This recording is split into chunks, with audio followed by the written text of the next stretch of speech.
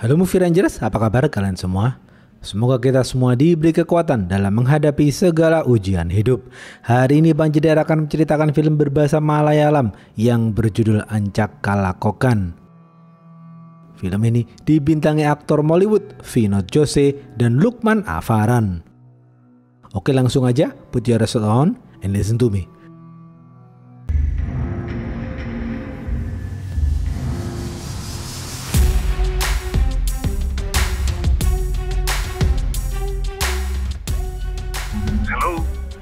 Pemeran-pemeran film ini antara lain Vasu adalah polisi muda, Peter adalah polisi senior, Capra adalah politisi yang kaya, Padmini adalah asisten rumah tangga Capra. Suatu hari di sebuah desa terpencil hiduplah seorang bocil bernama Vasu. Ayah Vasu selalu menjadi penari di acara tradisional yang diadakan warga desa setiap tahunnya. Penari-penari lain iri melihat ayah Vasu. Malam itu, setelah acara selesai, penari-penari lain mengeroyok ayah Vasu. Ayah Vasu menghajar mereka semua hingga babak belur. Setelah baku hantam, Vasu dan kedua orang tuanya kembali pulang.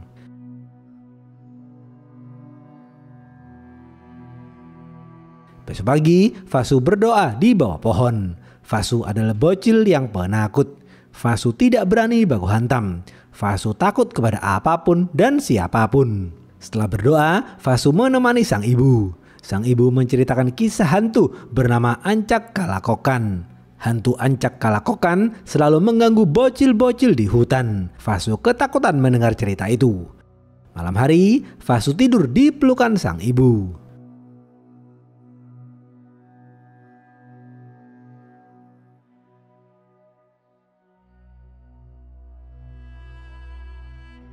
Beberapa tahun kemudian, suatu malam di desa lain, seorang politikus kaya bernama Capra sedang mabuk bersama tangan kanannya bernama Punari. Mereka berdua mabuk di teras rumah Capra. Mereka berdua sedang membicarakan rencana Capra yang ingin menjual salah satu perkebunannya. Terlihat asisten rumah tangga Capra bernama Putta dan Padmini sedang sibuk menjalankan tugas mereka masing-masing. Putta membuat ayam bakar sedangkan Padmini mencuci piring. Tiba-tiba di tengah perkebunan terdengar suara ledakan. Capra dan semua orang kaget mendengar hal itu. Mereka semua berpencar menyusuri hutan untuk mencari tahu apa yang terjadi. Tiba-tiba dari belakang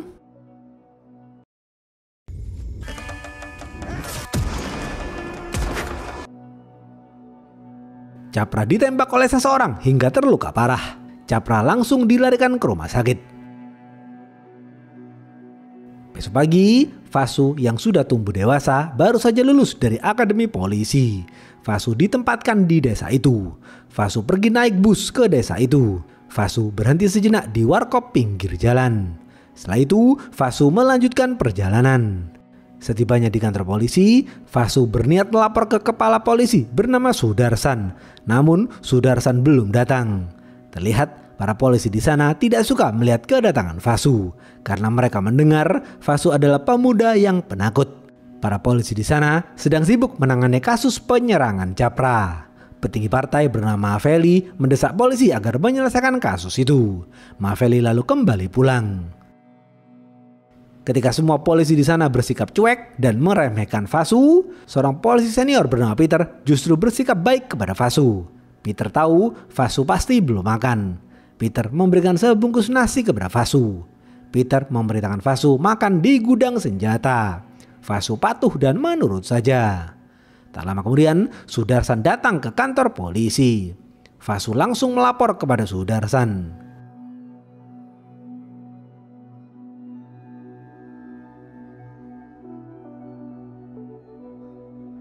Siang hari, Sudarsan mendapatkan informasi. Capra telah meninggal dunia. Peter mengajak Vasu pergi ke rumah sakit. Mereka berdua berjalan kaki ke rumah sakit. Sembari berjalan kaki, mereka berdua mengobrol. Meskipun jauh lebih muda, Peter tetap menghormati Vasu. Vasu senang melihat kebaikan Peter. Setibanya di depan rumah sakit, Peter dan Vasu menggendong seorang pria yang terluka masuk ke ruang IGD. Vasu ketakutan ketika melihat darah. Vasu mencuci tangannya di wastafel. Peter lalu mengajak Vasu menemui orang-orang terdekat Capra.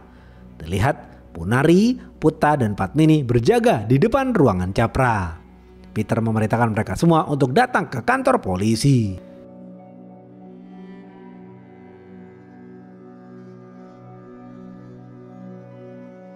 Tiba-tiba Sudarsan mendapatkan informasi ada seorang pencuri yang kabur ke perkebunan. Pencuri itu diduga sebagai pembunuh Capra.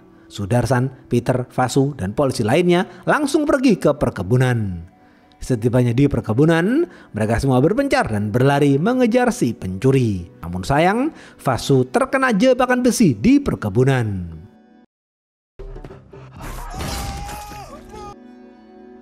Kaki Vasu terluka parah. Karena Vasu tidak mau dirawat di rumah sakit, Peter membawa Vasu ke pengobatan tradisional.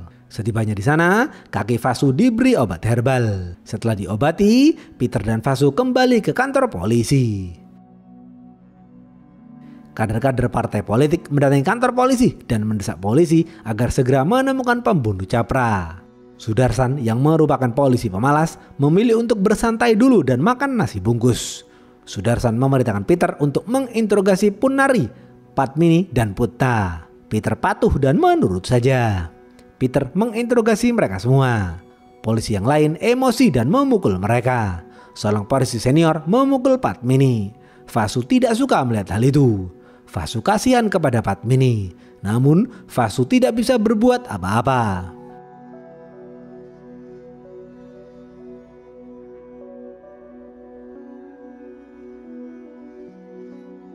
2 hari kemudian, karena pembunuh Capra belum ditemukan, kedua putra Capra yang tinggal di luar kota datang ke desa. Mereka adalah Jil dan Api. Jil dan Api adalah putra Capra dari istri Capra yang berbeda-beda. Jil dan Api akan mencari pembunuh ayahnya. Jil dan Api bertekad akan menghabisi pembunuh ayahnya. Jil dan Api berhenti sejenak di warkop pinggir jalan. Beberapa orang di warkop tidak tahu bahwa Jil dan Api adalah putra Capra. Mereka semua membicarakan Capra. Mereka semua senang atas kematian Capra karena mereka semua tidak suka dengan Capra. Jil dan Api emosi mendengar hal itu. Jil dan Api menggertak mereka semua.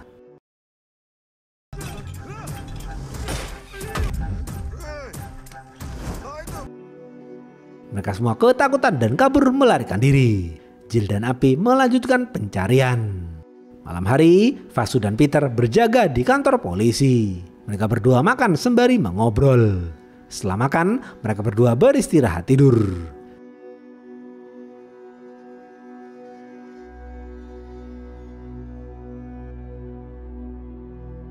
Pagi hari, Vasu dan Peter bangun dan mandi.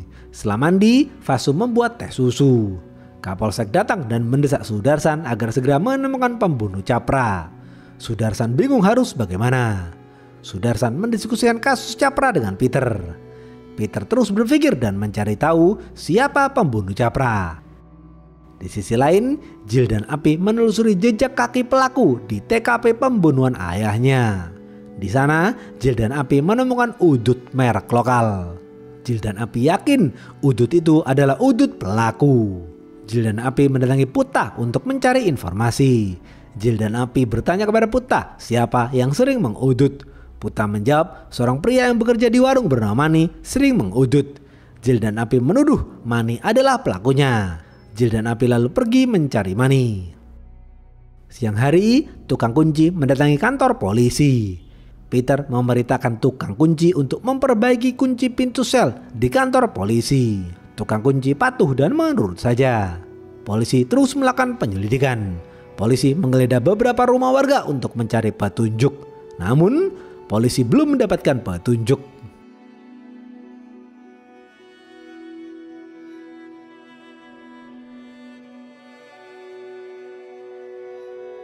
Di sisi lain, Jil dan Api mendatangi warung tempat Mani bekerja. Terlihat warung itu ramai pengunjung. Jil dan Api mencari tahu yang mana sosok Mani. Jil dan Api tidak bertanya kepada siapapun. Jil menyalakan tape di warung itu dengan keras. Sembari mendengarkan lagu, Jil berjoget di tengah. Para pengunjung lainnya berdiri dan ikut berjoget. Sedangkan Api terus melihat sekeliling. Tiba-tiba seorang pria memanggil Mani. Setelah mengetahui sosok Mani, Api langsung menendang Mani. Sembari berjoget, Jil membantu Api menghajar Mani. Para pengunjung yang lain marah karena Jill dan Api yang merupakan pendatang justru berbuat ulah. Mereka semua mengeroyok Jill dan Api. Jill dan Api membalas gempuran mereka.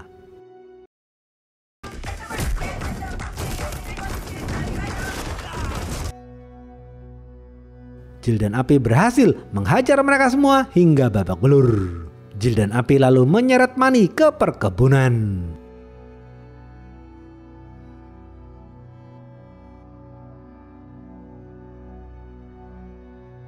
Di sisi lain, Peter dan anak buahnya menghampiri Punari untuk mencari informasi. Namun, Peter tidak mendapatkan informasi apapun. Peter dan anak buahnya lalu melanjutkan penyelidikan. Mavely menghampiri Punari di rumahnya. Mavely dan Punari berencana akan merampas salah satu perkebunan milik Chapra. Di saat yang bersamaan, Jill dan Api mengikat Manny di pohon dengan peledak. Jill dan Api memaksa Manny untuk mengaku. Manny mengatakan ia tidak membunuh Chapra. Manny menyuruh Jill dan Api untuk mencari informasi kepada Punari dan Padmini. Jill lalu mematikan peledak itu dengan buang air kecilnya. Jill dan Api pergi ke rumah Padmini. Di sisi lain, seorang pria bernama Shankar membawa pedang mendatangi kantor polisi. Shankar adalah pria yang hobi mabuk dan berjudi. Shankar juga mengidap penyakit epilepsi. Shankar mengaku ialah yang membunuh Chapra. Berita ini menyebar dengan cepat di desa. Warga desa kaget mendengar pernyataan Shankar. Kepolisian senang karena akhirnya pembunuh Chapra berhasil ditemukan. Shankar kemudian ditahan di kantor polisi.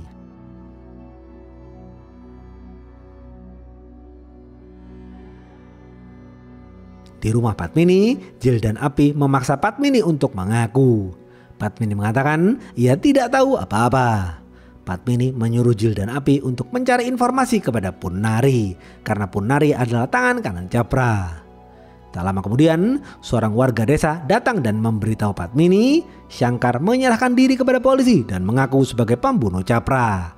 Mendengar hal itu, Jill dan Api langsung mendatangi kantor polisi. Jill dan Api mendatangi kantor polisi dengan membawa senjata. Jill dan Api ingin menemui Shankar, namun Peter melarang. Peter mengusir Jill dan Api dari kantor polisi. Peter mengambil senjata dari tangan Jill. Jill dan Api kesal kepada Peter. Jill dan Api lalu kembali pulang.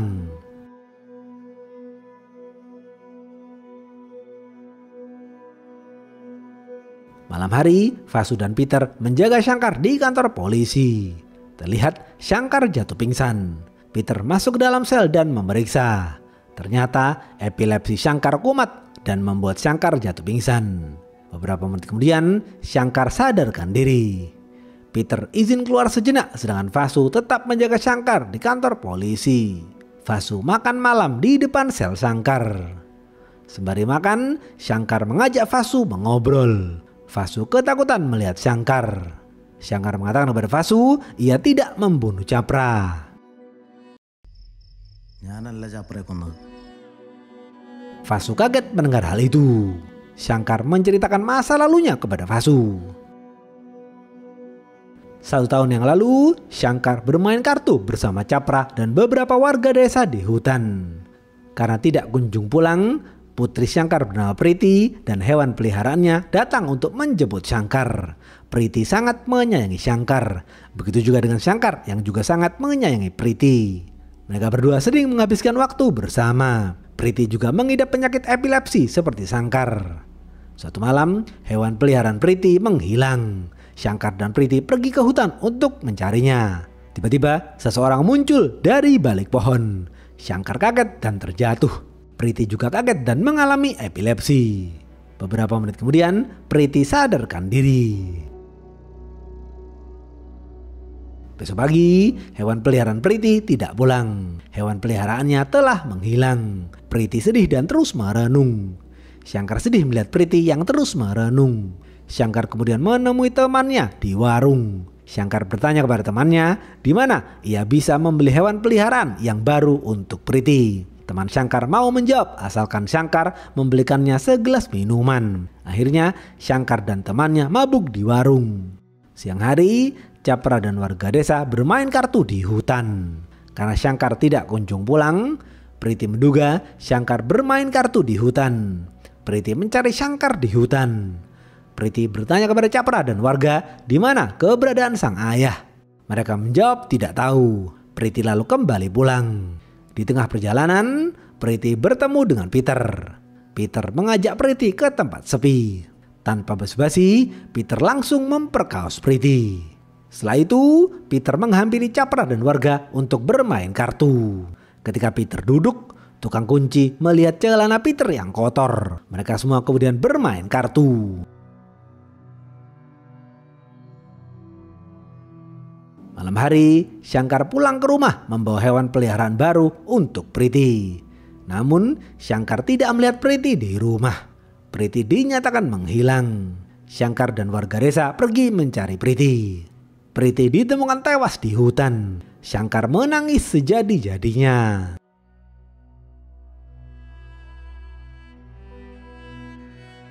Beberapa minggu kemudian, Shankar beraktivitas seperti biasa. Tukang kunci yang merupakan teman Shankar memberitahu Shankar ketika Priti ditemukan tewas. Siang harinya, ia bermain kartu bersama Chapra dan warga desa. Ia melihat celana Peter kotor seperti telah melakukan sesuatu. Tukang kunci yakin Peter lah yang memperkaos Priti. Shankar marah besar mendengar hal itu. Shankar bertekad akan menghabisi Peter. Beberapa hari kemudian, Shankar meletakkan jebakan besi di tengah perkebunan untuk Peter. Namun sayang, jebakan itu justru mengenai Vasu. Berkali-kali Shankar berusaha membunuh Peter tetapi selalu gagal. Akhirnya Shankar memutuskan untuk mengaku sebagai pembunuh Chapra agar dimasukkan ke dalam penjara. Shankar bekerja sama dengan tukang kunci dengan menduplikat kunci sel di kantor polisi.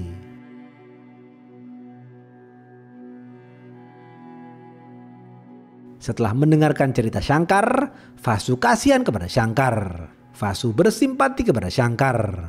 Polisi senior melarang Vasu berbicara dengan Shankar. Terlihat di rumah Padmini, Peter sedang melakukan enjos-enjos dengan Padmini. Padmini akan melakukan apapun untuk Peter.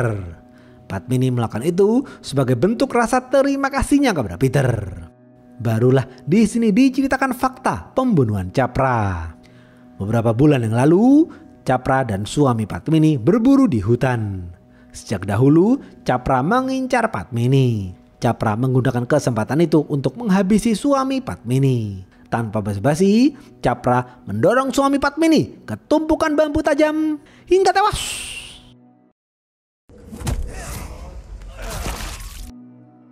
Pasca kematian suami Padmini, Chapra menjadikan Padmini sebagai asisten rumah tangganya. Dengan begitu, Chapra bisa melakukan enjos-enjos dengan Padmini. Padmini patuh dan menurut saja. Namun, Padmini tidak tinggal diam. Padmini bertekad akan melakukan balas dendam kepada Chapra. Padmini meminta tolong Peter untuk membunuh Chapra. Jika Peter bersedia membunuh Chapra, Padmini akan melakukan apapun untuk Peter. Peter dengan senang hati melakukan hal itu. Malam itu, Peter sengaja membuat ledakan di perkebunan untuk memancing Chapra berjalan sendiri. Ketika situasi dirasa aman, Peter langsung menembaki Chapra. Chapra tewas di rumah sakit. Setelah melakukan enjos-enjos dengan Padmini, Peter kembali ke kantor polisi.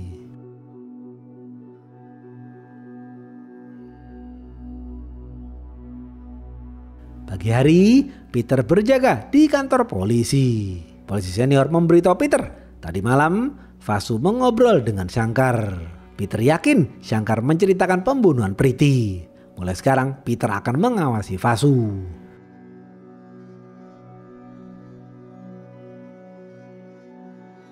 Di sisi lain, Jill dan Api mendatangi rumah Punari. Mereka berdua bertanya kepada Punari siapa yang membunuh ayahnya. Punari menjawab ia tidak tahu. Jill memencet rekod di tab milik Punari. Jill dan Api lalu kembali pulang. Punari menelpon Maveli dan membicarakan rencana mereka untuk merampas salah satu perkebunan milik Chapra. Setelah beberapa menit mengobrol di telepon, tiba-tiba Jill dan Api kembali lagi. Punari kaget melihat kedatangan mereka. Jill memencet play di tab milik Punari. Di tab itu terdengar pembicaraan Punari dengan Maveli mengenai rencana mereka yang akan merampas salah satu perkebunan milik Chapra. Ternyata Jill merekam pembicaraan Punari dan Maveli. Sembari berjoget, Jill menyeret Punari ke gudang belakang. Tanpa basa-basi, Jill langsung memukul Punari dengan palu hingga tewas. Di kantor polisi, Peter dan Sudarsan membicarakan Shankar. Mereka berpendapat jika Shankar menjalani persidangan, hal itu akan memakan waktu yang lama. Peter memberi ide kepada Sudarsan untuk menghabisi Shankar di dalam sel agar kasus pembunuhan Chapra cepat selesai. Sudarsan setuju dengan ide Peter. Peter kemudian menemui seorang pria yang tinggal di hutan bernama Komali. Komali adalah seorang preman yang sering melakukan kejahatan. Peter mengajukan kesepakatan dengan Komali. Peter mengatakan kepada Komali, ia akan berpura-pura menangkap Komali dan menahan Komali di kantor polisi. Di dalam sel nanti, Komali harus membunuh Shankar. Kepolisian akan mengarang cerita Shankar tewas karena baku hantam di dalam sel. Komali sepakat dengan Peter. Peter kemudian menangkap Komali dan menahan Komali di kantor polisi.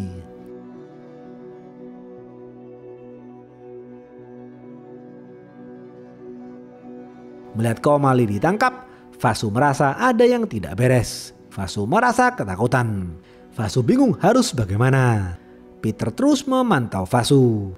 Peter menatap Vasu dengan penuh kebencian. Vasu ketakutan melihat tatapan Peter. Malam hari, Maveli mengadakan acara bersama para kader partai. Di acara itu, Maveli mengungkapkan bela sungkawa atas meninggalnya Chapra.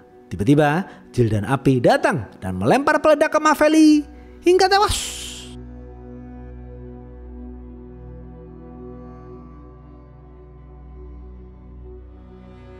Di sisi lain, Peter dan Vasu berjaga di kantor polisi. Peter bersiap melihat pembunuhan Shankar. Peter memukul Vasu dan memborgol Vasu di jendela.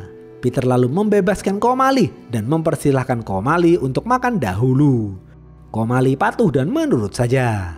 Shankar yang sudah memegang kunci ganda membuka selnya dan langsung menyerang Peter. Peter dan Shankar terlibat baku hantam. Komali fokus menghabiskan makanannya dahulu. Shankar terus menghajar Peter dengan sengit. Namun Peter mampu menahan gempuran Shankar. Setelah makanannya habis, Komali langsung menghajar Shankar.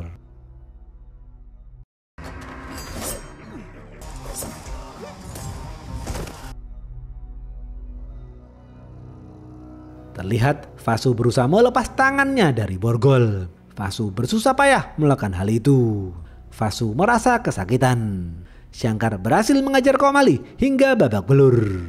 Melihat hal itu, Peter mengambil tali dan mengikatkannya ke leher Shankar. Peter langsung menarik tali itu. Shankar tergantung ke atas. Komali bangun dan membantu Peter menarik tali itu. Di saat yang bersamaan, Vasu berhasil melepas tangannya dari borgol. Vasu memohon kepada Peter untuk melepaskan tali Shankar karena Shankar terlihat sekarat. Karena permohonannya tidak didengar, Vasu menusuk kaki Peter dengan pisau. Peter melepaskan talinya dan menjerit kesakitan. Komali baku hantam dengan Vasu. Komali terus menghajar Vasu. Vasu berhasil melawan balik dan menghajar Komali hingga terjatuh. Vasu kemudian berlari ke gudang dan mengacak-acak dokumen. Peter berjalan pincang menghampiri Vasu. Tiba-tiba Peter terkena jebakan besi yang dipasang Vasu. Vasu tidak takut lagi kepada Peter. Peter jatuh lemas tak berdaya. Peter berusaha untuk berdiri. Komali dan Shankar terbangun dan baku hantam lagi. Tiba-tiba Jill dan Api mendatangi kantor polisi. Api melempar peledak ke kantor polisi. Namun Api tidak sadar dirinya memegang peledak yang sudah aktif. Akibatnya Api tewas dengan peledaknya sendiri. Jill emosi dan masuk ke dalam kantor polisi. Jill menodongkan pistol kepada semua orang. Peter membohongi Jill dan mengatakan Shankar lah yang membunuh Chapra. Vasu mengatakan kepada Jill, Peter lah yang membunuh Chapra. Jill bingung harus percaya kepada siapa. Tanpa berpikir panjang, Jill menembak dada Shankar hingga tewas. Vasu menembak Jill dan Komali hingga tewas. Peter berlari dan bersembunyi di balik lemari. Peter terbojok dan tidak bisa kemana-mana. Peter berusaha menyuap Vasu, namun Vasu menolak. Peter dan Vasu terlibat baku hantam. Vasu mengambil pecahan kaca dan menusuk leher Peter hingga tewas.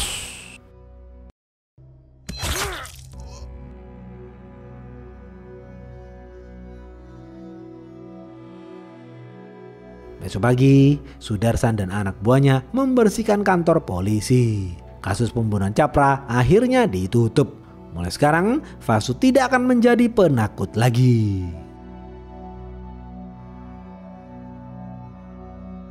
Habis. Apa pesan dari film ini? Jika hukum tidak ditegakkan, maka keadilan akan mengambil jalannya sendiri.